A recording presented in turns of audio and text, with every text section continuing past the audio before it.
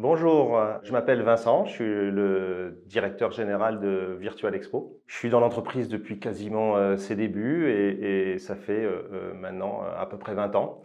Et j'ai eu vraiment la chance de participer à cette formidable aventure, à la fois entrepreneuriale et humaine, de cette start-up marseillaise qui est devenue un des leaders mondiaux des salons professionnels en ligne. Nous sommes aujourd'hui un peu plus de 200 et j'ai toujours eu le souhait de garder cet esprit start-up des débuts, malgré la taille de l'entreprise qui augmente. On essaie de faire un management un peu différent, qu'on pourrait qualifier de agile ou de 3.0, où le manager est au service de ses collaborateurs. Dans une entreprise traditionnelle, on parle souvent d'une pyramide hiérarchique de ce type-là, classique, et nous, on parle d'une pyramide inversée, où je suis au service des directeurs, les directeurs sont au service de leurs managers et les managers sont au service de leurs collaborateurs. Ce qui est important, c'est que le manager n'est surtout pas là pour donner des ordres, il est là pour donner du sens, en expliquant pourquoi on doit faire les choses, on fait les choses. Et le manager doit faire en sorte que le comment vienne de ses collaborateurs pour qu'ils y adhèrent vraiment à 100%. Un exemple que j'aime bien prendre qui illustre bien ça, c'est les boîtes à idées dans les entreprises. Mais souvent, ce sont des fausses bonnes idées. Pourquoi? Parce que sur 100 idées proposées, on peut en retenir en général que, par exemple, 5, et on fait 95 personnes potentiellement frustrées, qui ne comprennent pas pourquoi leur idée n'a pas été prise et qui potentiellement pensent qu'il y a du favoritisme ou autre chose. Et bien nous, on a une boîte à idées collaborative.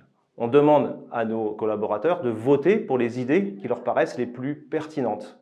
Et donc, de façon assez naturelle, les 5 idées qui seront retenues, ce sont les 5 idées qui sont les plus plébiscitées par les collaborateurs. Et ce qu'on fait en plus, c'est qu'on demande aux personnes qui ont proposé ces idées qui ont été retenues, c'est est-ce qu'ils souhaitent les mettre en place dans l'entreprise?